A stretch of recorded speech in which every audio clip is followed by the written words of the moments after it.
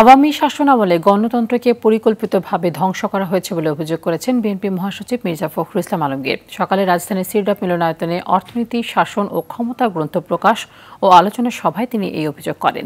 BNP মহাসচিবের দাবি, BNP বারবার নির্বাচনের কথা বলে কারণ তারা গণতন্ত্রে বিশ্বাসী। অ্যান্টিবায়োটিক ওষুধে নতুন করে জাতি নির্মাণ করা সম্ভব নয় উল্লেখ করে মির্জা ফখরুল আরও বলেন, রাষ্ট্র ও অর্থনীতি কাঠামোর পরিবর্তন আগে দরকার, তবে রাতারাতি সবকিছু বদলে ফেলা যাবে না। বর্তমানে শাসন ব্যবস্থা ভেঙে পড়েছে, সরকারের ভূমিকাও ইতিবাচক নয় বলে মন্তব্য করেন তিনি। সবচেয়ে বেশি ক্ষতিগ্রস্ত হলাম আমরা গত 15 বছরে।